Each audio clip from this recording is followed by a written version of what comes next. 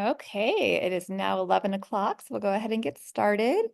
Welcome, everyone. My name is Jennifer Tobin, and I serve as the Assistant Director of the Natural Hazard Center at the University of Colorado Boulder.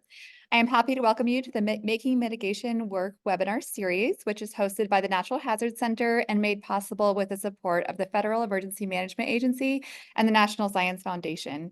This webinar series, which was launched in 2019, highlights recent progress in mitigation policy, practice, and research. Just a few announcements before we begin the webinar presentation. This forum is being recorded. The captioned video recording and presentation slides from today's webinar will be posted online at the Natural Hazard Center website, hazards.colorado.edu. This is also where you can find the recordings and supplemental materials from the prior Making Mitigation Work webinars, as well as gain access to many other free resources, so please do go check those out. In a few moments, I'll turn the controls over to our speakers, but if at any point during the presentation you have a question or comment, please do submit those using our chat function or the Q&A box. I will monitor the questions in both places and return to them during the Q&A section at the end of the webinar. And thanks to a partnership with the International Association of Emergency Managers, attending this webinar makes you eligible to receive 1 contact hour of emergency management training through IAEM. But in order to receive this credit, you are required to attend the entire webinar session today.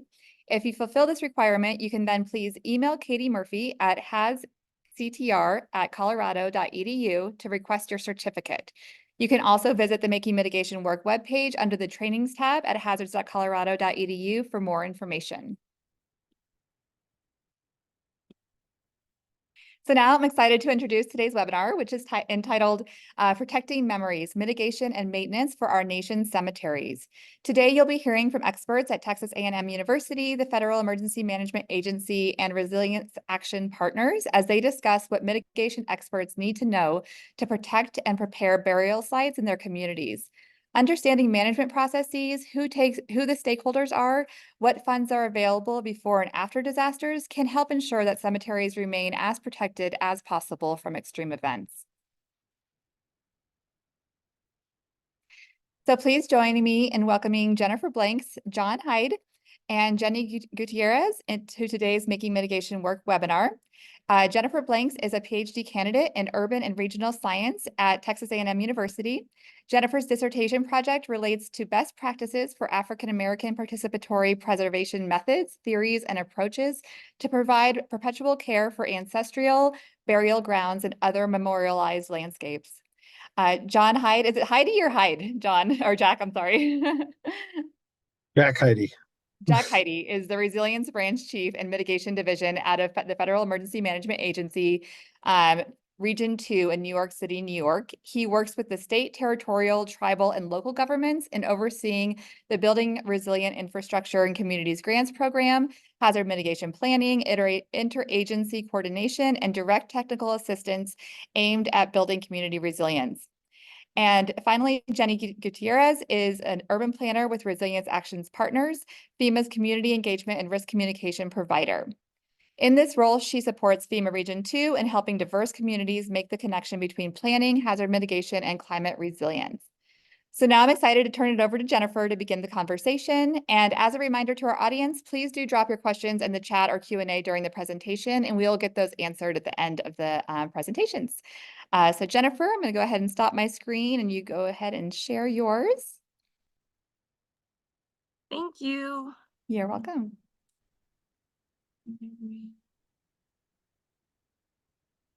Okay, am I good? Looks great. Thank you. Awesome. Okay. Well, good afternoon or good morning. It's 12 o'clock here. Also, happy Mardi Gras. It's Mardi Gras season. I'm Jennifer Blanks. I'm a PhD candidate at Texas A&M University. And my dissertation has many snapshots to it. So we'll just focus on this one snapshot, and that is the beginnings of a cemetery risk assessment tool that I created. And hopefully these mechanics work. There we go. So first, I just like to say that, Black cemeteries are sites of resiliency, remembrance, and reclamation. I understand, like, it's Black History Month and we're all about preserving Black history and everything, but this is not a gimmick for me. This is something that has a lot of cultural significance in my family, whether it's stewarding cemeteries, caring for deceased after, they've passed on, like this is legacy in my families. So very passionate about what I do. It's very personal to me. And I keep it close to heart. So I really just wanted to open and lead with that, in case anybody's wondering why I'm studying cemeteries. So as mentioned, my dissertation is environments. It's urban and regional science, but I do have a pretty dense framework to help facilitate my research questions and objectives, which we'll get into. But overarching theoretical frameworks that we'll talk on are Black geographies, urban planning, cultural resource management, and environmental justice. And we only have a brief limited time, so I'm going to move pretty quick through these slides. So when we are familiar with, the erasure of cultural heritage sites within urban landscapes, but also rural landscapes. And this is by many different factors, whether it's transportation planning, eminent domain. I'm focused mainly on this natural resource management. How does, rezoning and replanting natural resources impact these sites, especially in conversation of environmental justice. And so with these erasures of cultural heritage sites like cemeteries, geographers really are limited in the physical evidence of learning different traditions and settlement patterns, cultural heritage and customs and traditions, and just knowledge of place. And cemeteries do have a significance, specifically Black cemeteries. Like I said in the intro, like they are central to our identity and resiliency, especially in the present and aftermath of a disaster. Literature suggests that, the identity of a city or a community is connected to how it recovers or how quickly it can recover post-disaster. Cemeteries serve as historical timelines or, again, settlement patterns, which is significant if the community no longer exists, like we see in a lot of rural Texas with Black settlements. They create this ecological balance in providing designated green spaces and really being a living site. So although it is a landscape where we manage the deceased, it's still a landscape that is full of memories and organizing and planning and connectivity through different networks. And then you're also able to reconstruct the social demographic profile of these communities that once existed, and reimagine the landscape and how it once was utilized and how it continues to be shaped outside of that traditional purpose of a cemetery. And cemetery management is complex, as we all know, specifically in Texas. It varies based on your local municipal county commissioner's office, the types of designations that they have available, and funding opportunities. And then we also have the Texas Historical Commission. They play a crucial role in assisting community members and organizations with their cemetery preservation efforts, whether it's through workshops and trainings. And then we also have, at the federal level, the African American Burial Grounds Act was passed. And so it'll be nice to see how that is going to shape out at the National Park Service, where their goal is to identify and preserve other African American cemeteries. But I'm arguing in my dissertation that it is difficult to recover the cultural heritage or place memory of the site without community involvement. And so I'm really leaning into participatory action research methods that are intentional with community engagement, especially at the critical level, but they're also solving and addressing issues that are in the communities, whether it be existing environmental justice issues or just being able to provide funding for perpetual care. And so that led me to really pull in other methods that aren't commonly used in urban planning, but maybe other fields like anthropology and Black geographies, and that being geoethnography, which is just the marriage of geospatial information with the ethnographic data that's collected. And so landing on these existing gaps in my literature, so I wanted to create a project that, again, is this critical engagement where we are recovering memories, conducting a cemetery risk assessment, but mainly prioritizing the employment of non-Black participants. And while there are well-meaning white organizations, sometimes they tend to be self-imposed gatekeepers, and they don't actually have the depth of knowledge or the intimacy and knowledge about the place, whether it is about who is interned there or what issues are specific to the cemetery. I also wanted to address this issue of, again, wanting to update these engagement strategies that planners traditionally use to document cultural landscapes. And then really challenging some of these existing risk assessment tools. And they typically exclude Black features. And it's hard to capture the risk that may be in a Black cemetery if these existing models do not account for those. And we'll get specific in the coming slides. And so overarching, my research objectives were to recover the lost memories within the case studies that we'll talk about in the next slide, and then conducting a cemetery risk assessment and comparing the different geoethnographic strategies to determine best practices for engagement. And so my case study is in Jefferson, Texas, which is East Texas near the Louisiana-Texas state border, maybe like an hour from Shreveport, Louisiana, if you're familiar with the area. I had 2 cemeteries as the case study, Corinth Baptist Church Cemetery and Pineland African American Cemetery. Both of these cemeteries are historical, so they are over 100 years old. Corinth is a lot smaller. It's less than an acre in size.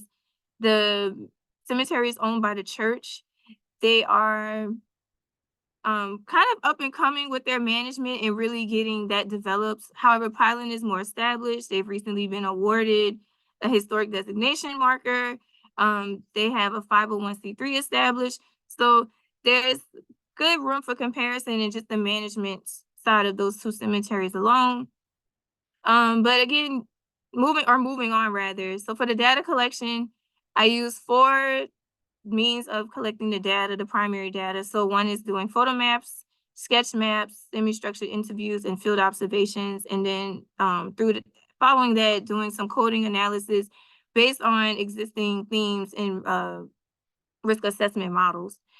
And so the workshops or the data collection happened simultaneously during a series of cemetery management workshops, starting in 2021 and wrapping up just last year in May.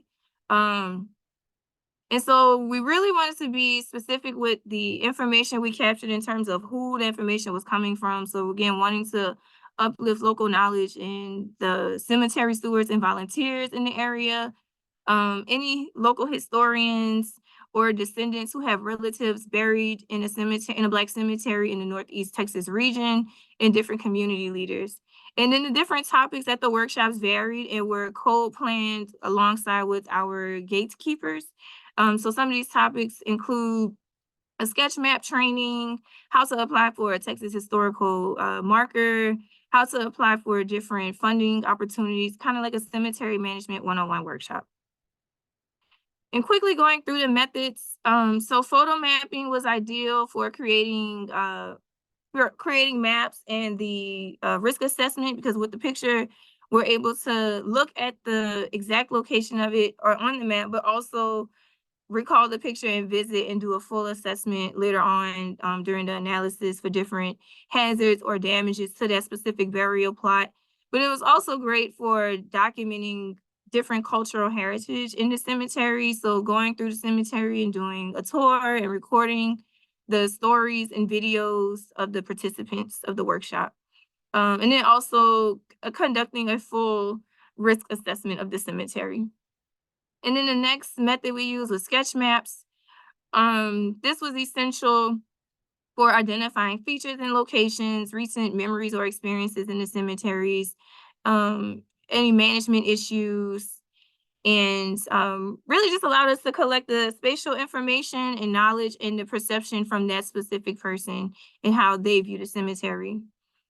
And then semi-structured interviews. So with the sketch map, it doubled as a worksheet, but also as a questionnaire form. So if a participant was not comfortable doing the drawing on the sketch map, those questions also doubled as a short answer response, or like I said, interview questions. So for example, one of the questions on the worksheet was, if you were to give a tour of this cemetery, what are 3 sites of significance that you would identify? And then lastly was field observation, which is probably my favorite because we're just sitting there, we're documenting, we're recording. So we recorded oral stories, observed cemetery issues that the cemetery stewards and volunteers noted, but also what we noted.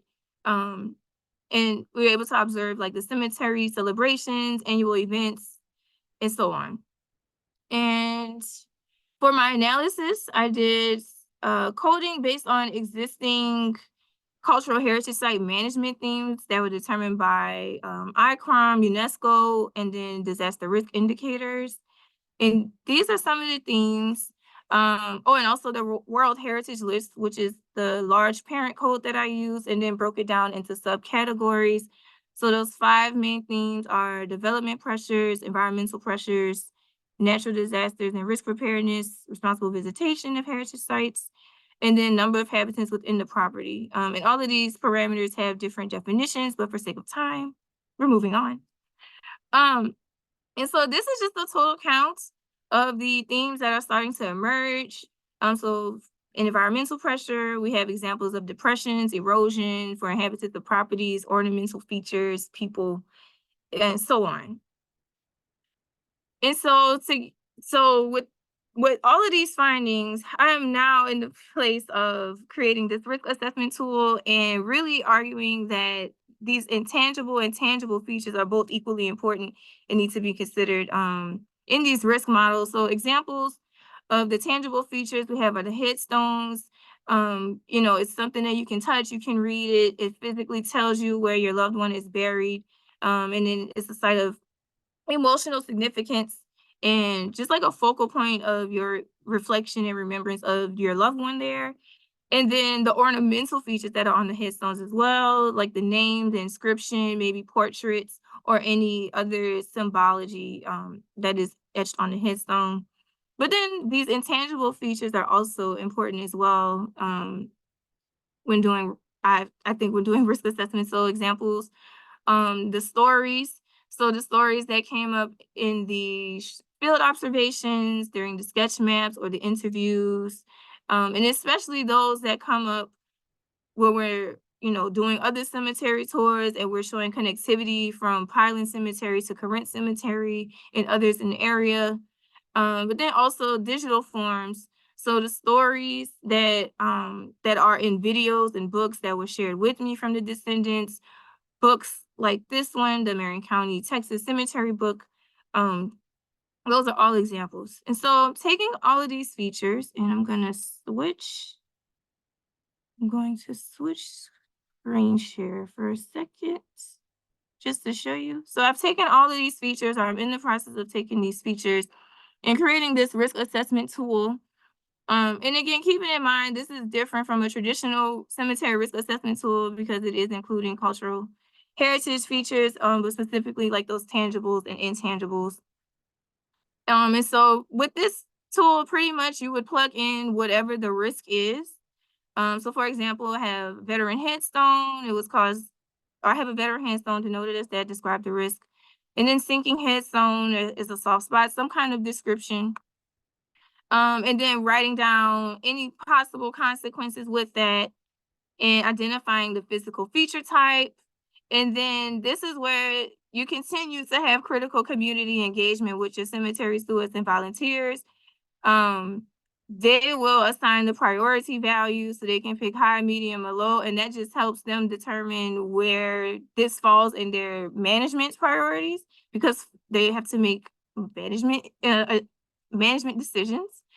And so then they'll measure the inherent risk controls. And so you can change it as you adjust the likeliness of the risk occurring and what is the impact. So let's say the sinking headstone had a medium likeliness of being an inherent risk. And so it's still pretty low. So then it's moderate, and that'll help the cemetery steward or whomever decide and determine where that falls in the scale of their management priorities. And then identifying it as tangible or intangible. And again, it's still all a work in progress. So that is the tool, a sneak peek of the tool. And then I think to just close out, because I feel like I've gone over time. The last slide is just again really emphasizing this critical management. I think a lot of the solutions that the cemetery stewards are using work for them. So for example, this information handout that is outside of the pilot African American cemetery, creating solutions to address some of those critical management problems, specifically surrounding fundraising and preserving legacy. Those are the two main concerns that continue to come up in my findings. And yeah. I don't know what happened to my screen, but there. I will pass it over to Jack now. All right, Thank let me get those slides pulled up for you, Jack. Just a second.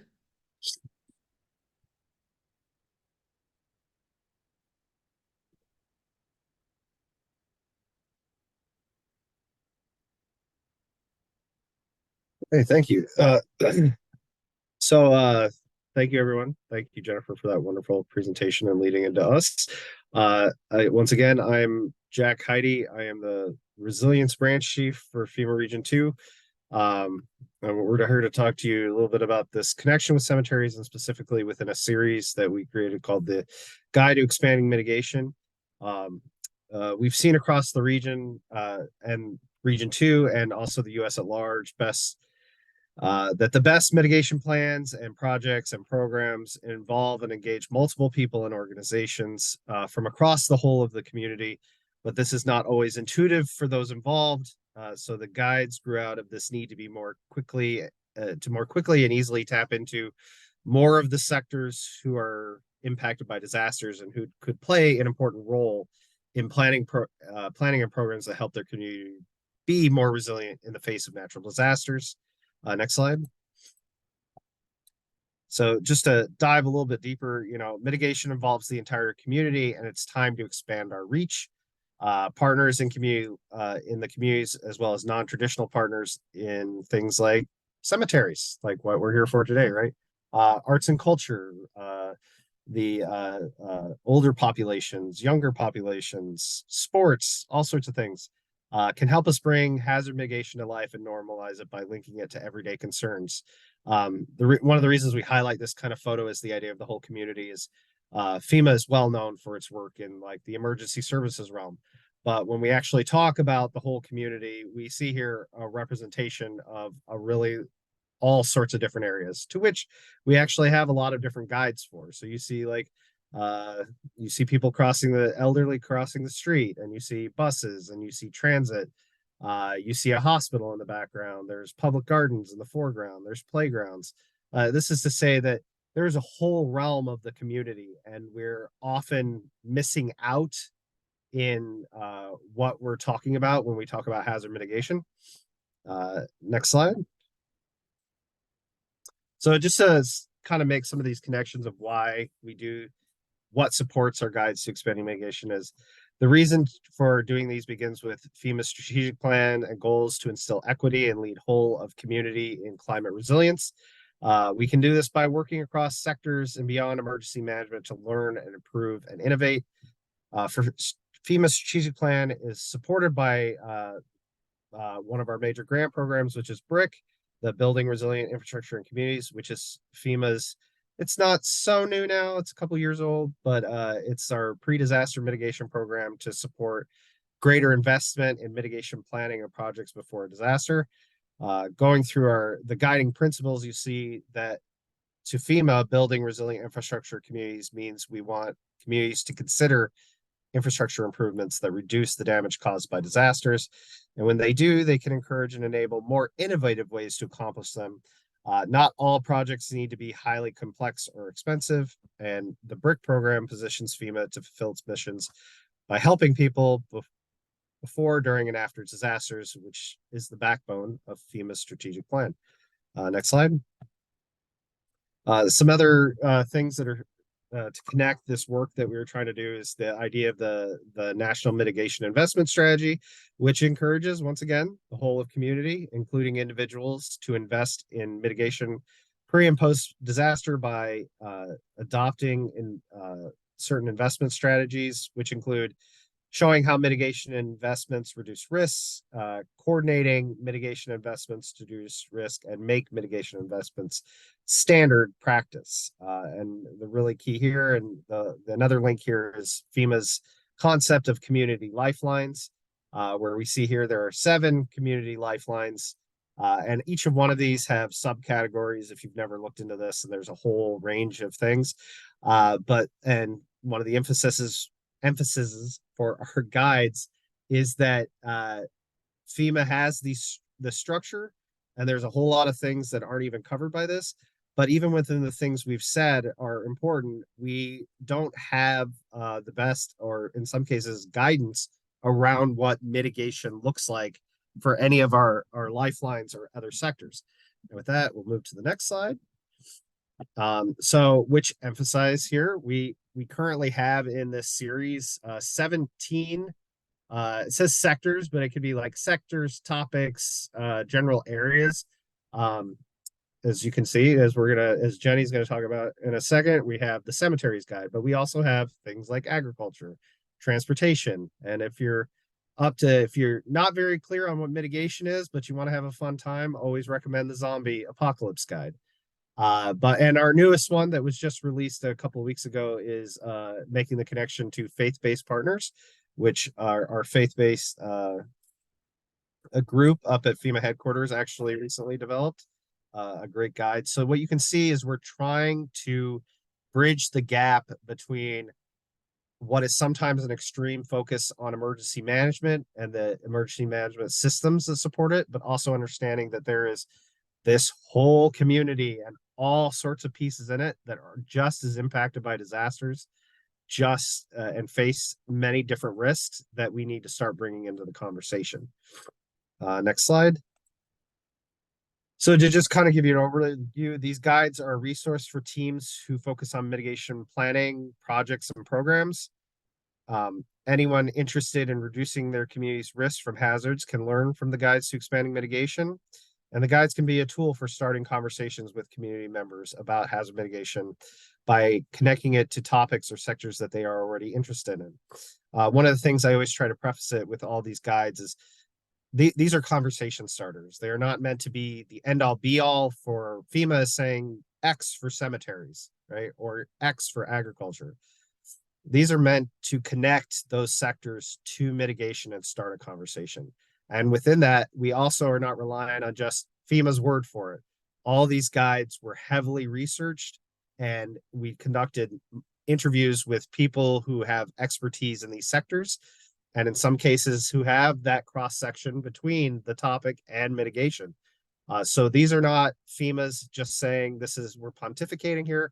We took the time to really research these ideas and make sure that we were putting our best foot forward to starting those conversations. Next slide.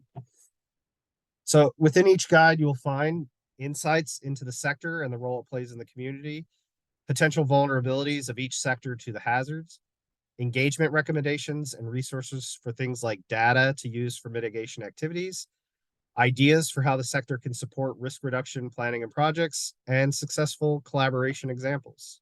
Next slide. The guides are helpful tools for many reasons. They provide new ideas on sectors that may be partners and allies for building community resilience.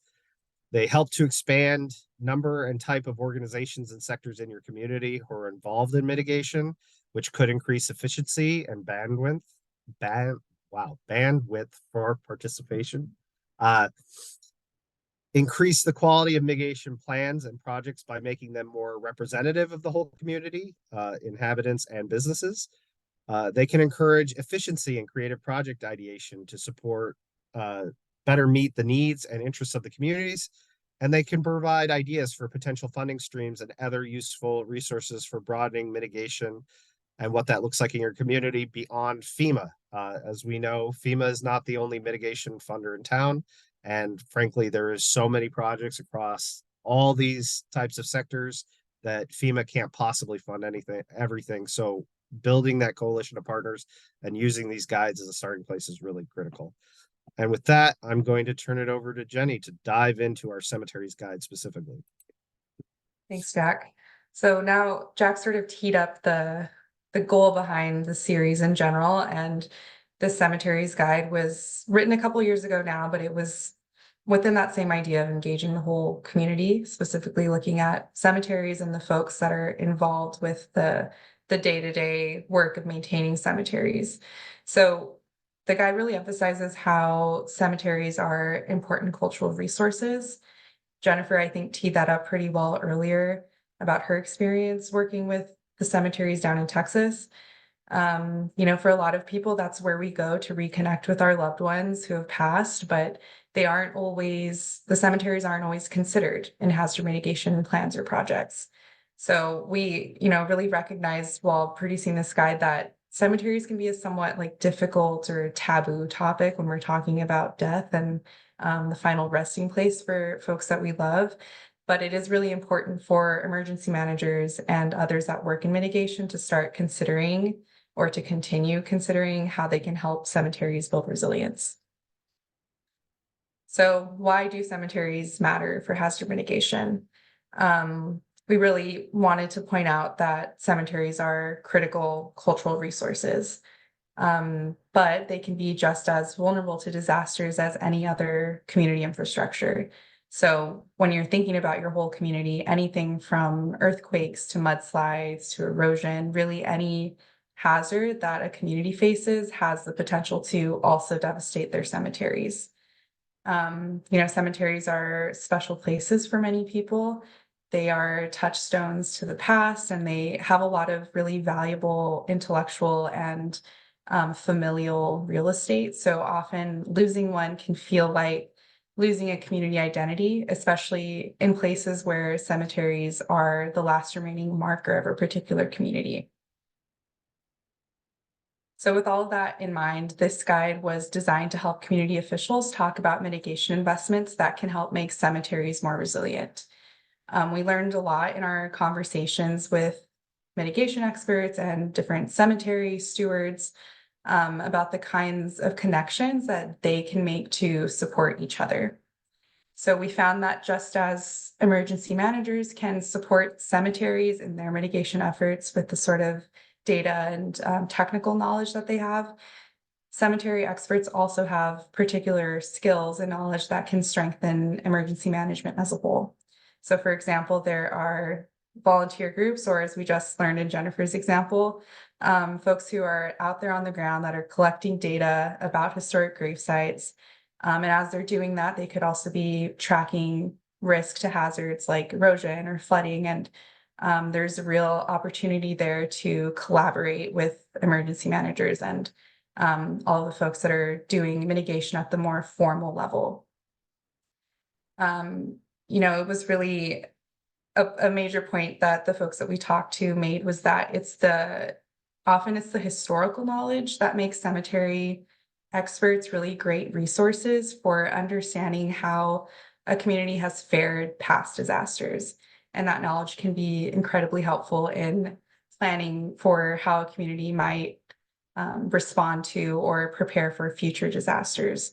So engaging them within the mitigation process will only make for a more well-rounded approach to building community resilience that both plans for the future and honors the past.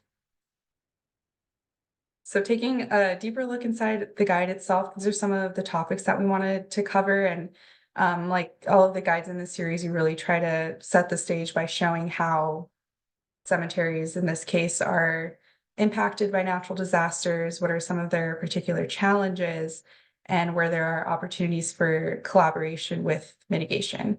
So just giving a brief overview, the guide talks about how natural disasters affect cemeteries. So this can include anything from redeposition of soil and floodborne debris, gravestone displacement or damage, the disinterment of caskets, sometimes far from their original location. And we also briefly talk about climate change specifically. So something that we learned in our research is that cemeteries are not immune to the way that climate change is magnifying disasters. There were a few examples that we include where there are wildfires that are disintegrating gravestones in California. There are melting permafrosts that are turning cemeteries to swamps in Alaska. So just trying to, paint the picture for how another reason for including cemeteries within a whole community mitigation plan. Another important distinction that we make in the guide is the difference between active versus historic cemeteries. So something that we learned from the folks that we spoke with were that active cemeteries are often regulated, or are usually regulated, from a public health perspective, and are ultimately businesses that have to meet certain standards to remain in operation. So they are more likely to implement mitigation actions if necessary. Whereas historic cemeteries are much older, they're sometimes abandoned or under-maintained. So they might need more support or greater assistance in kind of approaching how they might mitigate their spaces. We also include a checklist for evaluating risk, so kind of prompting the local officials or your local emergency managers to start thinking through how cemeteries are affected by different hazards. So asking questions like, are they in a flood zone? Are they on steep slopes or in areas that are prone to erosion? Do they have funds set aside for hazard mitigation and disaster recovery? So kind of working through those sorts of questions can help start the conversations. And then finally, we talk about some of the challenges for cemeteries, and these were things that were identified specifically by the folks that we were talking with.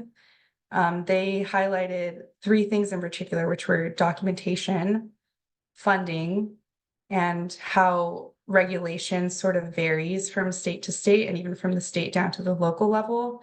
So sometimes it might be challenging to understand what they can and can't do when it comes to mitigation. And then another challenge that has come up more in recent years for them has been the possibility of cemetery relocation. And then finally, we talk about some opportunities for collaboration and include a list of cemetery representatives. So these are some of the different kinds of groups that are involved within the cemetery world. We spoke to folks from a few of these groups when we were writing the guide, some historic preservationists. We talked to someone from like the state medical examiners. So this is just like a mix of the kinds of people that you might want to be including at the local level or the state level when you're putting together hazard mitigation plans and projects. Something that we did learn in our conversations with these experts was that cross-agency communication is really important for them for connecting cemeteries and the stewards and the volunteers that are involved with the day-to-day, and connecting them with the information and the resources that they need for mitigation. So for example, we spoke to someone that was working at, I think, the county level in Maryland, and they have a whole program going on with volunteers, where they're sort of mapping cemeteries, and I'll get into that in the next slide. They have something going on. There might be something in another county level agency and also something at the state level. So having some of that collaboration across the different agencies would be really helpful for them in making sure that they're sort of covering their bases and working together, not duplicating efforts. Something else that we talk about in the guide is that cemeteries that rely solely on volunteer groups would especially benefit from the expertise of emergency managers and other hazard mitigation experts to support them with some of the more technical knowledge. So for example, there are city or sometimes county planning departments that have digital data sets that can be used for mapping hazard vulnerability. So they could be sharing some of that spatial data with cemetery groups, and that could help aid them in their documentation efforts.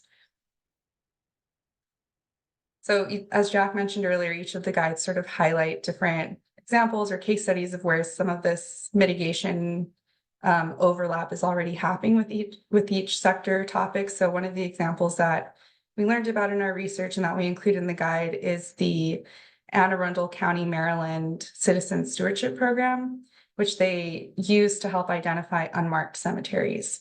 So they have an online form that people can use to track the basic location data and the historic significance, and then complete a condition assessment to document issues like flooding. And then this information is being used, or at least at the time that we spoke with them, this information was being used to build a county database on cemeteries. And that sort of documentation will be really helpful for mitigation planning. So it's already helping to inform a more well-rounded assessment of risk across the whole county that takes into account more diverse assets than what might traditionally be considered as within emergency management. And then another example that I'll highlight is how cemeteries are also helping communities build resilience by fostering a sense of place. So we sort of touch on this towards the end of the guide and thinking outside of the box and how to, in some cases, build interest in preserving these places. So we wanted to really point out through this example in Philadelphia how, in addition to their cultural value, some cemeteries also have the potential to be economic drivers.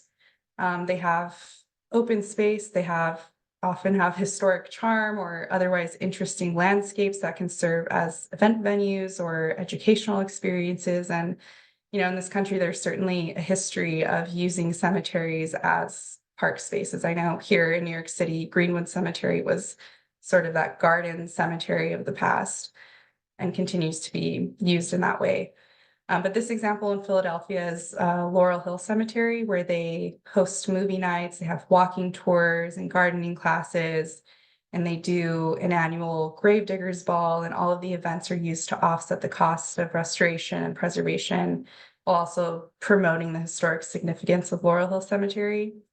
So this, example was just to sort of close out with the idea in the guide that there's value in preserving these spaces. They are important cultural assets and should be included within mitigation planning and projects. And there are opportunities to collaborate across both sectors. So with that, I think I'll hand it back over to Jack to close us out.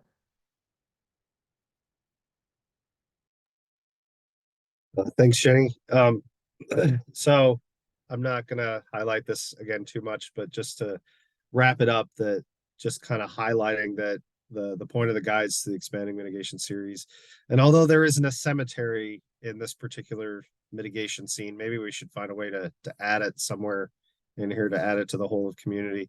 It's just this idea that when we're in emergency management, we get really focused on mitigating those things for it's almost like mitigation for the sake of mitigating emergency management.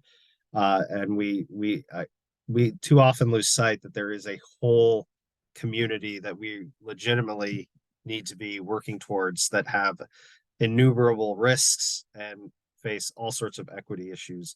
And so with that, I wrap it up from our end, and I think we're ready to here's a link to where you can get the guides to expanding mitigation. I'm sure we can drop a few of the where you can find these, and the zombie guide has its own separate secret file we're not allowed to talk about, but we'll drop a link to it if you're so interested. And with that, I think I'll turn it over to Jennifer for the Q&A portion.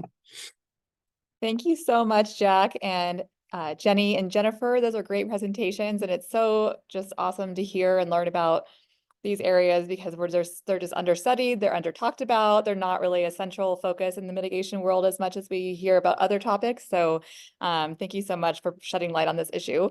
So right now I'm going to turn it over to the question and answer section of our webinar today. And so we have a couple questions already. I'm going to go ahead and read those. The first one is to Jennifer Blanks from Melissa Villarreal. She says, amazing work, Jennifer. The distinction between tangible and intangible items is so very important, especially your note that intangible items are just as important. I was wondering if you could share one or two of the most powerful stories you heard during the ethnographic observations that highlight just how important cemeteries are for communities you're working with. Yeah, thanks, Melissa. Shout out to the Bill Anderson Fund. There's a couple of BAF fellows that are in here. So shout out to them. I'm also a Bill Anderson Fund fellow. So one story that sticks out to me was at Pineland African American Cemetery. And well, I'll do two stories. So one thing about Pineland that makes it so unique and worth preserving is like it's a historically segregated cemetery. So it was written in the bylaws that it would be distinguished as Pineland African American Cemetery and just Pineland Cemetery. And not only is it written in the bylaws, but there's also like that physical feature of a metal fence that still runs through the two cemeteries, and they have their own management entities. And so like you have this reminder that the cemetery was segregated, that, you know, racism and hate was so powerful that you had to have bylaws to separate the deceased. So that was one. And then another was from his name is Robert Smith. He's the founder of, or the president and founder of the Highland African American Cemetery Charter, which is their 501c3. And he told the story of what moved him to even begin to start to organize the community around finding or creating a 501c3.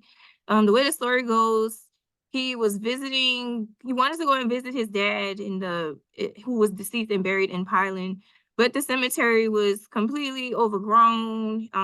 He said like he had to go through with, you know, tools and things, and finally got to his father's plot because he was at this point in his life where he was just kind of coming to kind of question a lot of things about himself, forgive his dad for, you know, whatever their relationship was. So he really went to visit his dad to find peace with whatever their relationship was.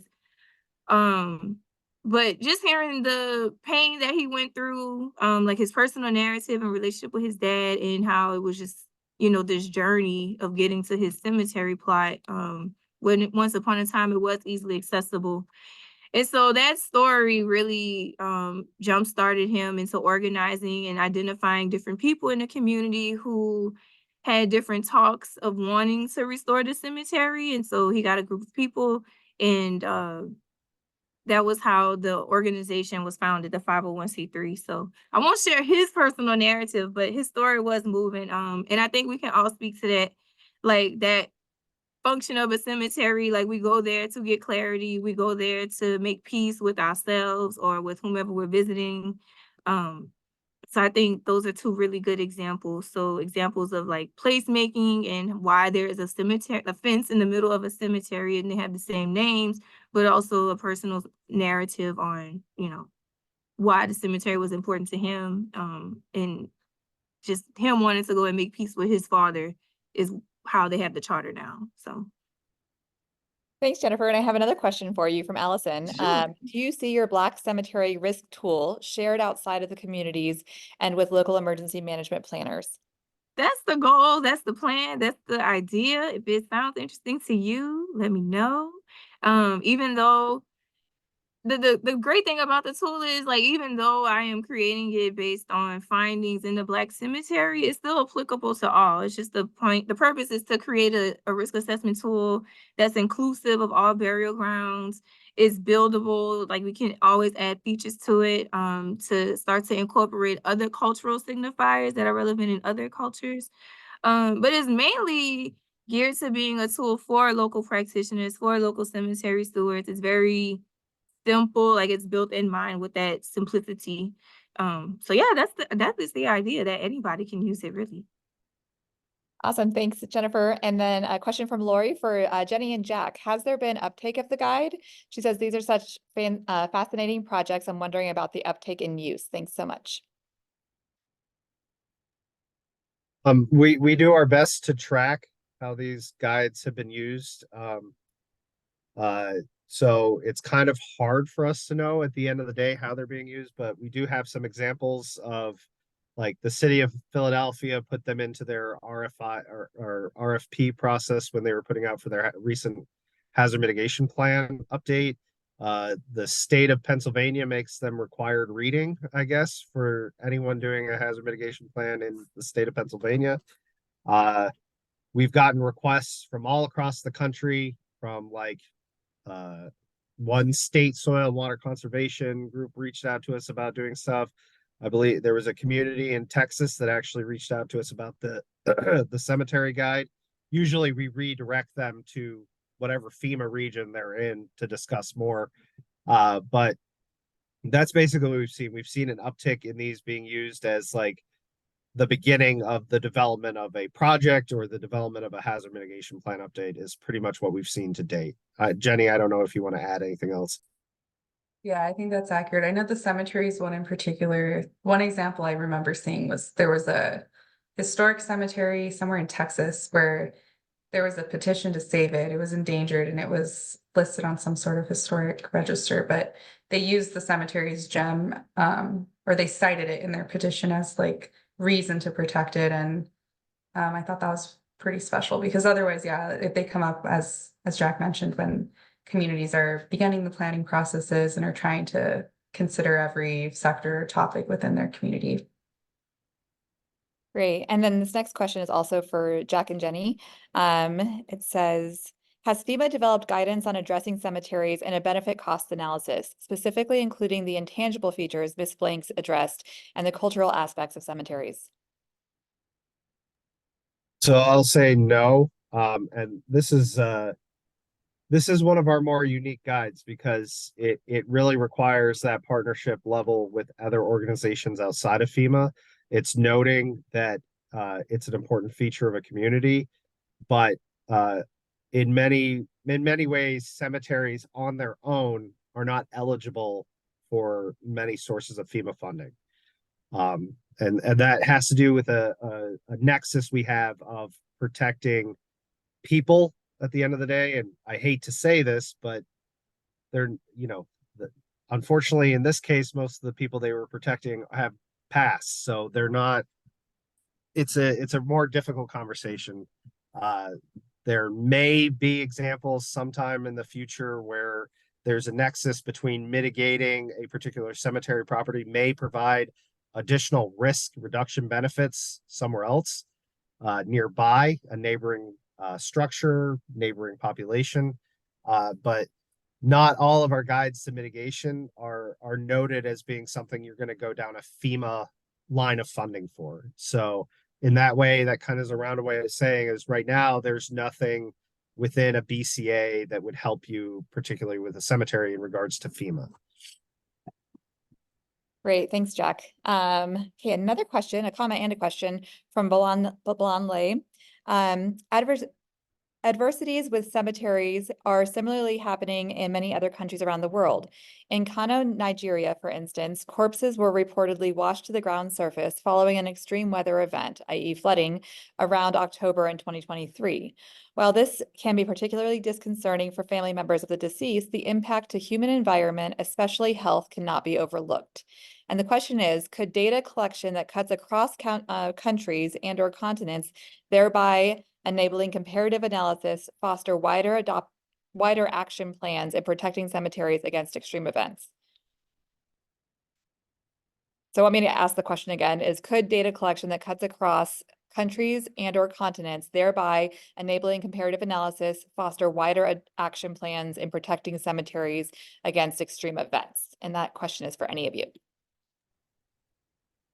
I'll take a first shot in saying that I'm sure it absolutely could.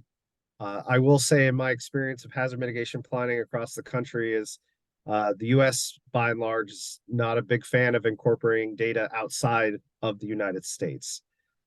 So I'm not saying it couldn't, it absolutely could, but in my experience for hazard mitigation planning, that is probably unlikely to spur action. Yeah.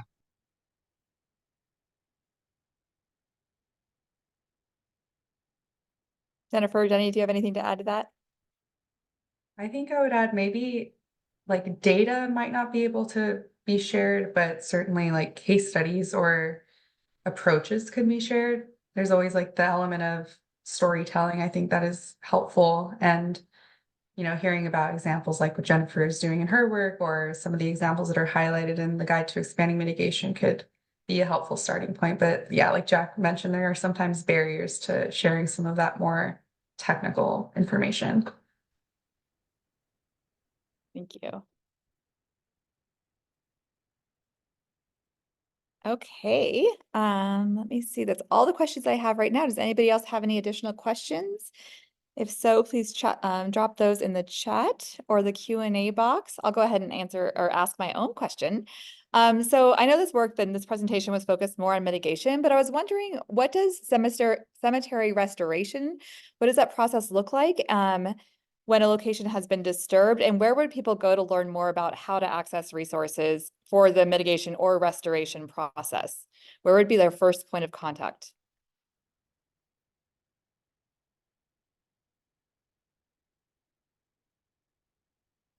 I guess I can start since I could do like the state perspective. I guess in Texas, you would contact your county commissioner's office or you could contact the Texas Historical Commission. Typically, those are your immediate first lines of defense. The THC, they have different workshops and programs and services that they offer. A lot of it is not specific to disasters, but they're definitely a line of contact for like securing any fundings. And then if you just so happen to have a historical marker and let's say you lost all of your records in said disaster, they likely have a copy of it because they would have needed that for the application. So you can recover some lost documents in that way. But less disaster management and planning. I think that's where Texas is starting to develop and grow out now. But for sure, your county commissioner and the state historic press office. Yeah, and then I would add that it depends on if the cemeteries are active versus historic cemeteries. So for the active cemeteries, they might start with like their state cemetery board. Something that came up in our conversations over that their regulations can like vary a lot from state to state and are sometimes pretty out of date. But that would be a place to start if it's an active cemetery. But for historic, then yeah, I would say like the State Historic Preservation Office is usually a good resource and could probably direct you to more like county or local level connections from there.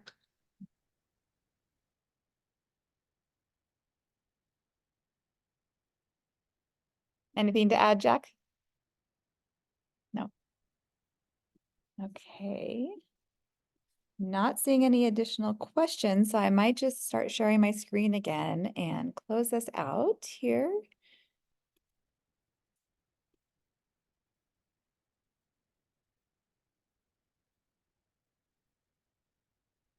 Okay, so once again, thank you all to the speakers for this incredibly important conversation. We're so delighted to have you here today.